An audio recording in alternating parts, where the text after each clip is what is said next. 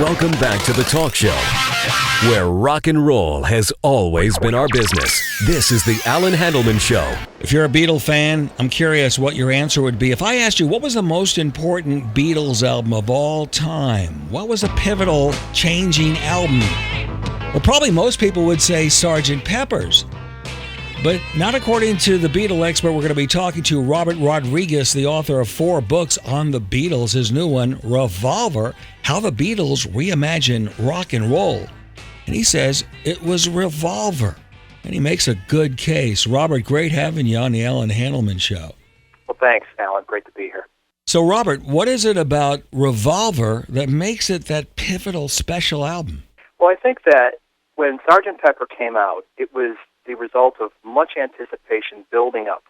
For half a year, their last single had been Strawberry Fields, Penny Lane, which was early 1967, but it already had been announced that they'd quit the road in 66.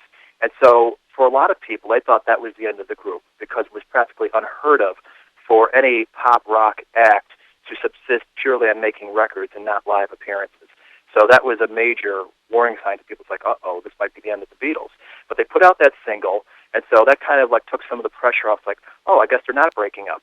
So it became this big build-up thing, and it so happened that, the timing couldn't have been better because, for them, Bob Dylan was sidelined by his motorcycle accident. The Stones ran out of court that year.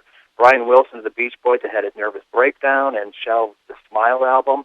So the path was sort of clear for Pepper. There were no distractions or anything else to sort of take the attention away from them. Whereas when Revolver dropped in August of 1966, it was the complete opposite. They were still on the treadmill of going out and touring, making TV appearances, and just going one corner of the world to the other. So they were still doing that. The only thing they didn't do that year was make a film, as they had the previous 2 years, and that is what bought them the extra time that had been blocked out for the film that they could not agree on a script for to put into the making of Revolver. So no sooner did they land on U.S. soil for what would be their last tour, but they are just knocked off message by the press going after them for the supposed blasphemous remarks that John Lennon had made to a reporter in England, where he, as a quantifying measure, had said that the influence of the Beatles was bigger among young people than Christianity. And it got spun into something in America, particularly in the Bible Belt, where there were bonfires of Beatle product and bannings from airplay. And it just knocked them on their heels when they should have been celebrating this triumphant major leap forward. I mean, this was such a bold move that they made, where they basically produced an album that, for the most part, could not be reproduced on stage, with all these studio effects and brass. And then they proceeded to go on tour and not play a single song from it, as if it didn't exist. They were pointing to the way to the future with that album. And I think the other thing that sort of makes it rise to the top in terms of all the Beatle output is that never again would all 4 Beatles be as fully engaged and ambitious in creating the greatest Beatle music they possibly could and moving the goalposts forward. From that point on, all their projects would be driven, for the most part, by Paul McCartney. And if you look at their career, here's 1966, exactly halfway in their album recording period, between 63 and 69. That's where the torch was really passed from John to Paul, as far as who was driving their artistic engine. To that point, John had been the one with the most opening tracks on the album, the most vocals on their hit singles, the most closing tracks. He made sure that he wrote the themes to their films, and he sort of ran out of gas throughout Revolver, and that was how George ended up with a 3rd song, which was unprecedented for him. Never again would that happen. And that was where Paul, his sort of ascendancy, took over as a songwriter and as somebody whose ambitions, to keep the Beatles ahead of the pack were really dominating from that point on. John kept that creative edge through the recording of Revolver. He did. He did have Yeah, go ahead. I was going to say that, he had likened, in retrospect, the album that preceded was Rubber Soul, December of 1965. Right. He said that was the pot album, and Revolver was the acid album. And you can very much see the results of his experimentation throughout that album, and throughout, the song they cut, the single paperback writer Rain. Rain is very much a psychedelic track that he wrote at that time. Of course, Tomorrow Never Knows, which is the very first song they laid down for that album, totally taken out of Timothy Leary's Psychedelic Experience book. Right. So, he was, while not advocating drug use, he was certainly using his own inner explorations of, the non-material world and, the illusory nature of things. That was what he was speaking to on that album. So he was definitely making this advance well beyond the, sort of love songs that had been their bread and butter to that point. Revolver, he started to get, or Rubber Soul rather, he started to get a little bit more introspective. The sort of post-adolescent stuff like Norwegian Wood, Nowhere Man, In My Life. He's 25 years old and he's got this nostalgic reverie going on, to the past, which is pretty amazing when you think about it. And it's interesting, when they sat down to record Sgt. Pepper's, they were disappointed and saddened by the reaction to Revolver, and that kind of influenced what they were about to do recording Sgt. Pepper's. Well, it's hard not to see that point. Yeah. I even have a quote from Brian Epstein in the book where he's lamenting, in Revolver's wake that all the fans want to do is clamor for more live shows, and he's like, how could you ask for that when this is what they can produce when they're not doing that? It's like, pay attention, people. This is great work, and you're totally missing the point of, what the Beatles' intentions are at this point.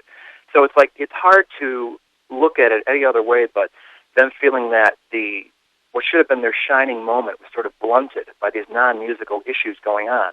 So it's like they decided to go all out for Pepper in terms of everything from the packaging, this deluxe gatefold cover, putting the lyrics on the rear of the jacket so that the would-be buyers could actually look at them before buying the record.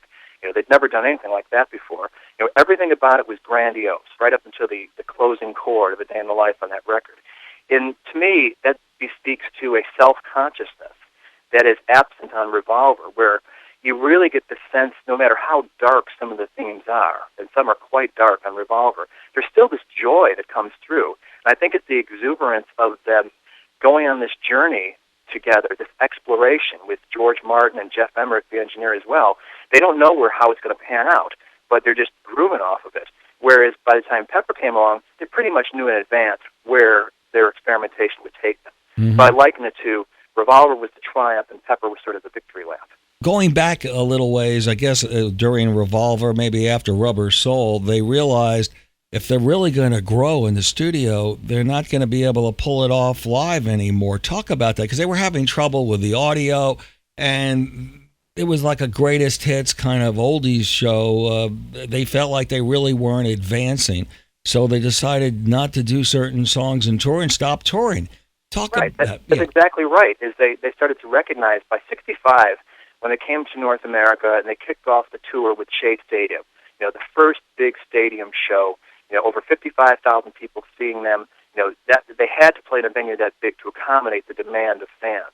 They filled every seat, which they did not do a year later, but that's a different story. And that was when they started recognizing, we're doing this by rote. We're playing a greatest hits show for people that cannot hear us anyway. We cannot hear ourselves. And why are we doing this? The easiest thing in the world would have been for them to stick to the formula. Every year, toss out a film, toss out another Ticket to Ride, I Want to Hold Your Hand, and they would have done just fine for a while. But that did not satisfy them, especially being as artistically aware as they were of the competition. You had Bob Dylan, who was informing their digging deeper in their lyrics, and vice versa. They got him to sort of, consider an electric backing and see where that would take him. But there was also Brian Wilson. He'd had his nervous breakdown in '64 and retired from the road. And what he did from that point on was in studio in L.A. with the Wrecking Crew, crafted these great, elaborate, Baroque backing tracks to their product. And they'd be out on the road, and they'd just come in and cut their vocals. And the Beatles were paying very close attention to that. They saw that this is what you can create when you're not beholden to, touring on the road all the time. So they noted that. They also noted when Bob Dylan came to England in early '66, and the fact that his audience, was being somewhat hostile at his, turning electric and moving away from this, Woody Guthrie folky that they'd grown to love. And it's like, there they saw the dichotomy between fulfilling fans' expectations and going where your muse takes you. And they saw him as an example. It's like, we're willing to roll the dice and do what we feel is right for us as artists. We're talking to Robert Rodriguez about his new book, Revolver, How the Beatles Reimagine Rock. Whoever knows, you ought to try it out with headphones if you haven't heard it. We're talking to Robert Rodriguez, Revolver, How the Beatles Reimagine Rock and Roll. And the layers of psychedelic experimentation, even long before Sgt. Pepper's, is on this album. It's interesting. Yeah, well, right from the jump, that song actually came together fairly quickly because it was literally days before the session started that John bought that Timothy Leary book, The Psychedelic Experience. He was with Paul. They were at the Indica bookstore that Paul was a part of with John Dunbar and some other people. And he took another trip. He tape recorded some instructions right out of the book, which was basically a book trying to convey how to not have a bad trip. And so he was very much wanting to control his LSD experimentation at that point. So he then turned that into song, and the very first thing they did when they went into the studio, there was no better way of underscoring their intentions that this is not business as usual than by starting the sessions for the album with that track. It's basically a one-chord song, but here was where everybody stepped up and brought something to the table. You had Ringo doing that magnificent thing that sounds like a drum loop. It was, tom-toms and that syncopated beat with that wash of ride cymbal just propelling the whole thing. George, had been studying Indian music and Ravi Shankar records, brings in the tambura as this droning instrument to kind of give it some atmosphere. And then you have Paul, who'd been listening to, John Cage and Stockhausen and some other electronic composers. He comes up with the idea of tape loops as an additional coloring to the song. So you've got all these elements at play on John's song, and everybody's fully invested in bringing this song to life, and they pull it off. It took a couple takes. You listen to Anthology, and it's got the early version where it sounds kind of underwater, and, you could tell they're reaching for something new, but it wasn't there yet. And then they kept at it till they got it. And it is to the Beatles' credit. This is 3 years after they did She Loves You, how far they had come. But no matter what they did, everything had this accessibility to it. In lesser hands, tackling a psychedelic song could have been terribly self-indulgent and a mess and not very, listening friendly. But with the Beatles, it didn't matter if you didn't get the message or weren't very interested in that part of it. Just as a song, it just engages the ear. It's just a great listening experience. Comparing to the other albums, how did Revolver sell? It sold as well, but it was blunted a little bit because normally their singles new out of the box would shoot straight to number one. Yellow Submarine, Eleanor Rigby stalled at number 2 in America, and you could tell that the effect of radio stations banning them from airplay because of the Bigger Than Jesus controversy. Right. And, just the fact that I think there was a little Beatlemania fatigue going on, too, because they were playing, quite a few shows on that last tour that were, half sold out. And it's unfathomable to think that today, that, nobody would take up the chance to see the Beatles for the last time. But, they didn't know it was the last time, and that was kind of the atmosphere. And so, it went to number 1, but so did Yesterday and Today, which had come out, like 6 weeks before. Yeah. That was that U.S.-only compilation of tracks siphoned off of other songs, including 3 from Revolver. And that's another reason that maybe it didn't get the acclaim in America that it should have, because, they warped the integrity, Capitol Records did, by taking 3 John Lennon songs off the album in advance and using them to round out Yesterday and Today. And, so that was the only album they ever released in America that had more George Harrison compositions than John Lennon compositions on it. Talk about the story behind the Butcher cover, their feelings, why they did that in the first place. Well, that's another early indication before they even made Revolver that it wasn't going to be business as usual with them anymore. They'd already made noises to Brian Epstein about, listen, when we go out on the road, we do these little press conferences in every city. If somebody asks about Vietnam or civil rights or something, we're not going to play dumb. We're not going to play happy little mop-top, pop stars. So they, in an effort to sort of break away from that 16 Tiger Beat magazine image, if you look at the press at the time in America, it's all personality-driven. There's like nothing about the music at all, directed toward young people. And so Robert Whittaker, who is this Australian photographer who shot some things with them before. I'm sure you're familiar with the Four Seasons pictures on the cover of Beatles 65, from holding umbrellas in the springs and all that stuff. Now, he had this idea, which even now, you try to put it into words, it sounds kind of crazy, but basically he had this ambitious, surreal photo shoot planned for them, and the centerpiece of it all was going to be a triptych of 3 images, was showing them in butcher smocks with pieces of meat and baby doll parts. And it was this thing that they totally went for. It's like, oh, great, that'll really break the image, why not? And so they gleefully sort of went into this photo session, except for George, who thought it was a little distasteful. And when Capitol requested some cover art for this U.S.-only product, for some reason, that was the image they sent over. I know that Paul was particularly pushing it to be used as an album cover. Now, a lot of retrospect reasoning said, oh, it's just a commentary on how Capitol butchered their albums. They're dressed as butchers. But that was not the intent at all. That's right. I heard that. You're right. That's what was the conventional wisdom was. Yeah, even Ringo says that today. And, and then other comments as well, it's a commentary on Vietnam and, meat and being symbolic of something. But it really wasn't. It was just meant to be surreal, and it was never meant as an album cover. But the response when the advanced copies were sent to stores and radio stations was immediate. It's like, what are you doing? We can't sell this. So Capitol had to spend a weekend shipping back all the albums, pasting a new cover over them, and it took a pretty big financial bath on that, but it still went to number one.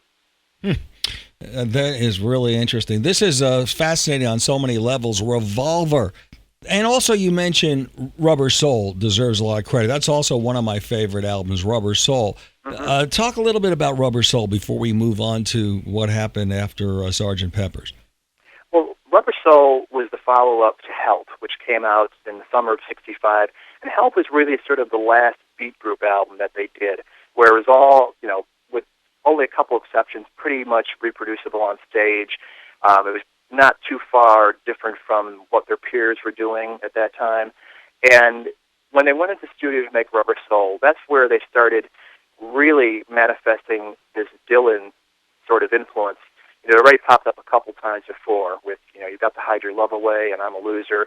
But that was where they really tried to get beyond adolescence in terms of their writing. And, John especially rose to the occasion, with Girl and Norwegian Wood, as I mentioned, Nowhere Man. And, Paul there was definitely some Motown influence there, like Drive My Car, and, George is stepping up as a writer. And so it was really looking beyond the immediately, we can do this on stage sort of stuff. You have, sitar on Norwegian Wood, giving it that touch of exoticism that it really needed.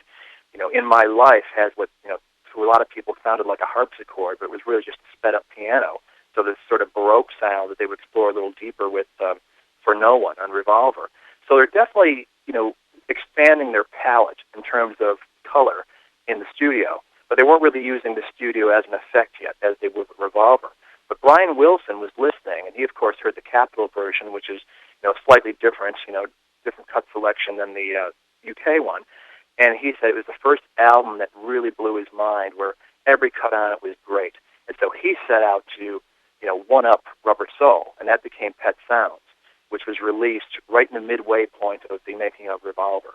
And the Beatles heard it, and they took from that, Paul used that sort of block harmony sound to craft Here, There, and Everywhere. That was how it manifested itself. Mm-hmm. So interesting. And going back to the way John started to feel, it wasn't as satisfying. Something was missing. This happened, I guess, after, maybe during the process of recording Revolver. So here we are. He's just not as happy. He's not really taking the lead. It was now Paul at that point, starting with Sgt. Pepper's.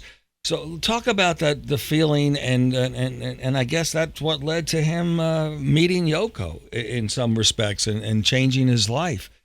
Yeah, I mean, it's really this sort of oversimplification. I mean, you got people that blame Yoko Ono for breaking up the Beatles.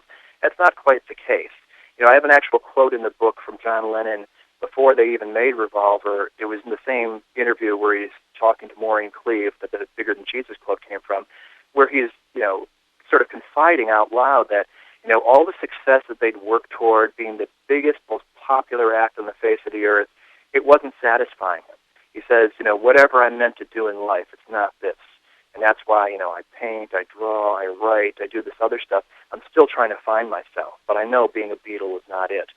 And so he gamely went into making Revolver, with, throwing caution to the winds, bringing in, entirely different style of songs and a different approach in making them. And I think he was sort of trying to find out if that was really what he was meant to do. I'm sure he was satisfied more or less with the product when it was done, but, it still was part of being a Beatle and the compromises that it took to be in that band, that eventually, he met Yoko, and I think that sort of gave him the excuse to sort of break free from the identity as Beatle John.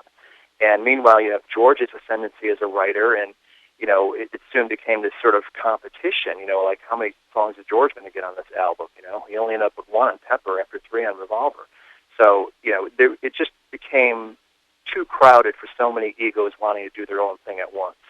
And I do think that Revolver, in its way, is their high point, but it's also where things start to decline a little bit. I'm not talking in terms of quality, but maybe in terms of band cohesiveness. What was the last year that they toured?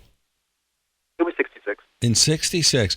So at that point, when they went into the studio to record Revolver, I think you wrote that it wasn't a unanimous decision not to tour. It was just something they were thinking about. But as they got deeper into the album, they realized we can't do this live. Right. And I think once they got on the road and did that final tour, that's when they realized, why are we doing this? This has nothing to do with music and has even less to do with artistry. First they went to Japan, where there was this resistance initially because they were going to play Budokan, which had been built for the 64 Olympics and was regarded as sort of a shrine there.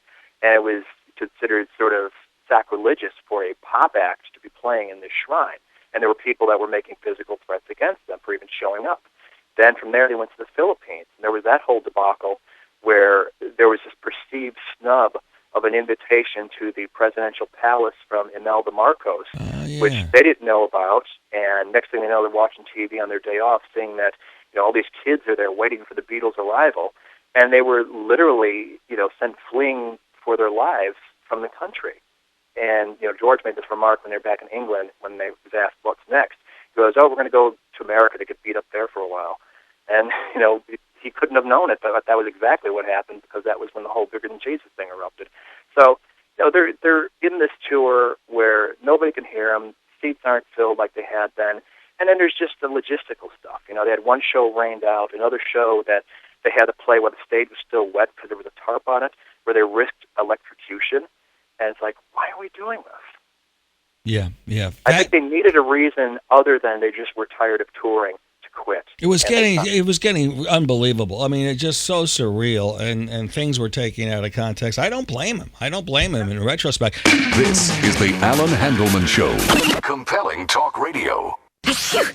If you have allergies and sinus congestion and you haven't been taking Benadryl allergy sinus headache, I'm guessing you don't feel much better. Now, I'm not a doctor, but Benadryl is the histamine blocker with the active ingredient proven more effective than the leading allergy medicine at relieving allergy symptoms. Plus, a decongestant and pain reliever combination for your sinus pressure and headache they don't have. And I knew you'd want to be taking the right stuff.